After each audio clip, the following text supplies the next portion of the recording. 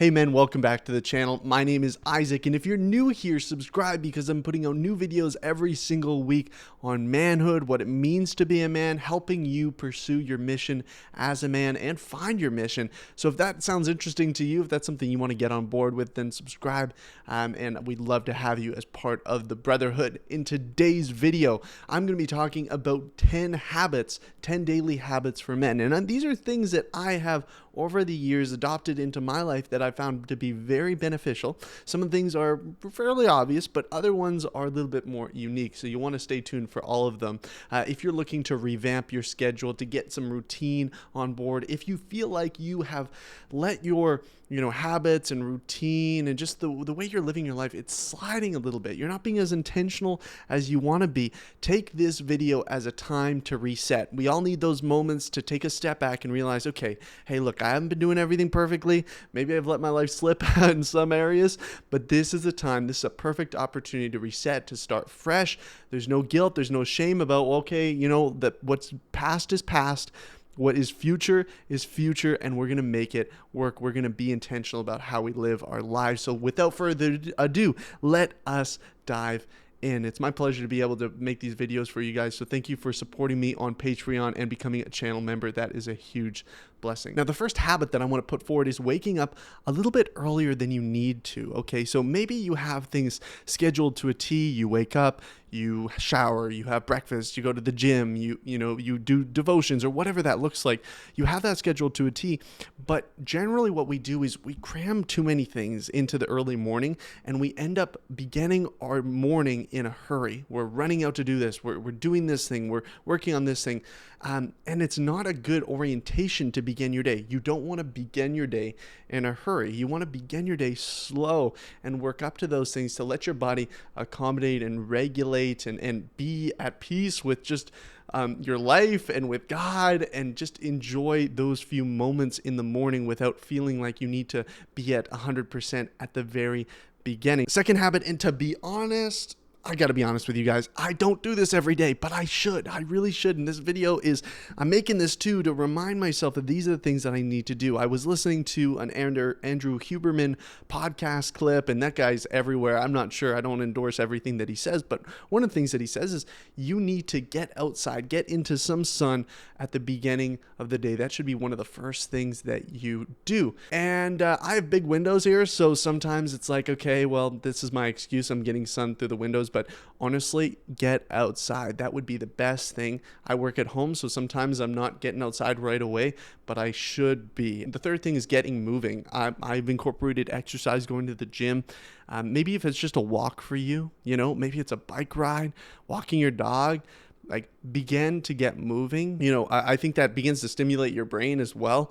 If you're just totally stagnant and you're just, oh man, like you feel awful. It's just not a good way to begin your day. So one of the habits is just get moving, find something that you enjoy. One of the things that I do in the summer, or in the past summers, I play tennis with my dad. We just go out early morning before he has to go to work, before I have to start working, and play tennis for like 45 minutes.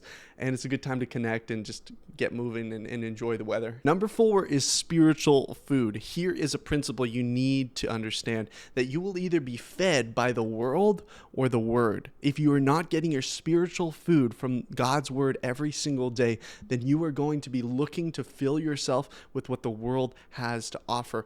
And unfortunately, what the world has to offer will not spiritually nourish you. Actually, you'll be spiritually malnourished, and that's a dangerous place to be. You will be weak spiritually. So what do you do if you have maybe read the Bible in the past, you've been committed to it, and yet you've kind of fallen off? Or maybe you've never really been committed to seeking God's word honestly and deeply. What are you going to do? Well, one of the principles that I found to be really interesting was I saw this video of this woman that says she basically went on a run every single day for the last 5 years, every single day for the last 5 years. But there were some, in the midst of some of this, these 5 years, lots of different things happened. She had some medical challenges as well. And so sometimes all the run would just be, walking outside and like walking 5 steps and then going back inside. And that was it. But it was to stay consistent. It was to stay in this mentality like, I do this every day. This is part of who I am. So this is what I want to develop for you guys, is this new identity that you open the Bible every single day, regardless of how long that is, regardless of how much you read or how much you feel like you even get from it. You do this every single day. So one of my encouragements for you is to get in the Word, to open it to maybe Psalms, or especially for men, Proverbs is a wonderful place to start. And just read like 10 verses or like 5 verses or like 1 verse, and just think about it and just ponder it, and do that every single day. And as time goes on, hey, yeah, add another verse. Maybe you're up to a chapter now, or a couple chapters eventually. But don't build it up so much where you're trying to read so much where you burn yourself out, or you think, I can't do that every single day. I got stuff to do. So begin with something manageable and build it up from there. But you're developing this identity that says, hey, I'm a child of God and I desire to know what God has to say to me each and every day. So I'm going to open the Word, regardless if that's a minute, 30 seconds, 5 minutes, half an hour. I do it every day. Similarly, and this is something that I struggle with personally, is prayer, is being intentional about setting time aside to pray. And pray for people in your life. Pray for the day that you're going to have, asking God to give you wisdom, to give you strength, to give you humility, to give you pursuit of excellence in how you conduct yourself throughout the day. I think if we are not being intentional about prayer, and this is kind of a jab at my own inadequacy in this area, if we're not being intentional about it, we are really showing that we rely on our own strength more than God, that we believe that we can handle what's going on. And the fact is we can't. The fact is we are not all supreme. We are not all capable. We need God's strength. Everything is from Him as a gift. And so, man, I hope you, along with me, will be more intentional about getting in the Word, but also prayer, and just asking God for His intercession, for His help, praising Him for who He is, recentering our minds and our hearts on understanding that He is our ultimate. He's our ultimate mission. Everything else becomes secondary. And honestly, everything good can only flow out of our relationship with God, and when we have a deep, intimate relationship with God, and that includes prayer. Habit number 6 is clean up your space, and this is essential, especially understanding what our next step is, our next habit is. But we begin by creating a space around us that is going to be optimal for our focus and our work. Depending on your personality, depending on your orientation around cleanliness, this might be natural for you. You're naturally a pretty clean person. You like to clean up stuff, but maybe you're not. And even though you may not be, I think you've probably experienced times in your life where you've finally cleaned up something, like you cleaned up your room, and you just sit down and you're like, wow, this feels good. This feels like a breath of fresh air, that you can think a little bit more clearly, that you can operate more efficiently. And this is just one of the basic principles that I think we should all adopt, is saying, okay, before I'm going to tap in for work today, I'm going to try to just orient my space in a way that's going to be conducive, that I'm not going to be fighting unnecessary roadblocks or distractions that are going to prevent me from what is next. And what is next? The next habit is deep work. This is a concept that has been floated around among numerous books. I can't remember exactly. I believe that it came from a book literally called Deep Work. And I've adopted this philosophy that says, okay, it's not necessarily about the overall amount of time that you're quote unquote working. It's about the set amount of time that you have dedicated to be undistracted, to be focused, to put aside intentionally social media, other distractions, text, turning off your phone or those notifications that are going to distract you, and just honing in on a particular task. So whatever those kind of stints look like for you, for me, it tends to be at chunks of 55 minutes and then a break, and then 55 minutes and then a break. And that way I can stay focused. Some people say like deep work for 4 hours. I don't know how you're doing deep work for 4 hours, because I have a pretty high expectation of what deep work is. But doing that 55 minutes, it gives me that 5 minutes on each hour to check my text, to maybe watch a TikTok, to kind of give my brain a break, to just kind of step back for a second, to reorient my mind on, okay, what am I doing next? What's my next thing here? And sometimes it's longer, sometimes it's shorter, but that's generally the idea. And what you tend to find out is when you're being intentional about how you're working, as opposed to how long you're working, like, okay, I worked for 8 hours, but how much of that was actually dedicated, deep, undistracted, focused work? You'd be surprised. And so you might surprise yourself with how much you're actually able to get done when you commit to focusing on these stints of deep, undistracted work. The next thing is intermittent resets. And so there's a wonderful app by John Eldredge called Pause.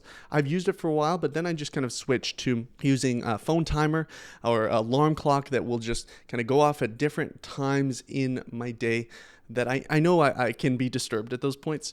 And then those timers will just remind me to say, 30-second prayer, 1-minute prayer just to God, God, I give you today. I give you any of the anxieties that I'm experiencing right now, any of the overwhelm that I'm encountering, the questions and maybe the doubts that I have, Lord, and the fears. Please take those from me. I give those to you. Let me pursue excellence and focus on what my ultimate goal and mission is, to glorify you in everything that I do, Lord. Please equip me. Please give me the strength, the humility, everything that I need today to continue to pursue that mission and calling. In your name, amen. And I'll just say something like that, and then I'll continue on. And those are really important refocusing moments for me to remind me, okay, what am I doing this for? And to let go of any of that kind of, I have a tendency to get stressed or panicked in the midst of work sometimes, and just to let that go and to reset is really, really beneficial. The last thing, or not the last thing, actually, the second last thing is don't veg when you are done work for the day. Fight the urge to just lie on the couch and do nothing. Like, if you need, here's what I'll recommend. If you have a labor-intensive job, right, and you're getting off work and you're tired, I have lots of friends like this. What I recommend is set a timer, right, an alarm for like 15 minutes or 20 minutes. Take a nap, like legitimately take a nap, and dedicate to yourself that you're going to, after that 20-minute nap, after that 15-minute nap, you can get up and you're going to have something that's already scheduled to do, whether that's social, whether that's a personal project that you're working on, whether it's connecting with your spouse or your friends. Like, you need to make sure you have something in there that's going to get you off of the couch and get you moving. You don't want to just waste that period of time after work, as so many people do. They just kind of go to Netflix, they go to social media, they'll scroll for hours and hours. And even for me, if I've had a really long day, maybe I woke up really early and I'm just exhausted, there can be a tendency to just be like, okay, I'm tired, I'm just going to lie on the couch for until I'm not tired anymore.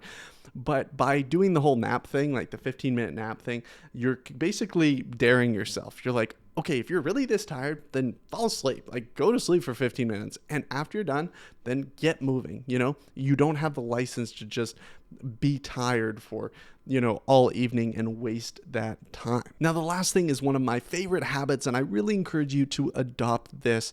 And it is my top 3. Now, before the next day begins, I might do this in bed, which is not ideal. I would like to do this not, save this for when I'm at my desk or something like that, or maybe just after, but before I end work for the day. But sometimes this just ends up this way. I'll go to my notes app and I'll create a list of 3 things that are my top 3 things that I want to get done for the next day. So maybe it's shoot a particular video, it's call somebody back, and it's do this particular thing in the evening. And those are my top 3 things. If I do those things, then the day will be successful. Yes, there are probably a lot of other things that I need to get done and I need to do, but these are the things that I'm going to have on my mind that says, okay, these are the most important things that I'm going to do. And even if somehow something happens, something comes up, all those other things just have to be thrown to the wayside, I can be content with saying, okay, my top 3 got done. So I encourage you to do that as well. If you are maybe a habit person, you've incorporated different intentional things into your life, I'd love to hear from you in the comments down below. What are some of the things that you have found to be beneficial as well? And we'd love to share that around with the brotherhood. Until next time, keep pursuing the mission.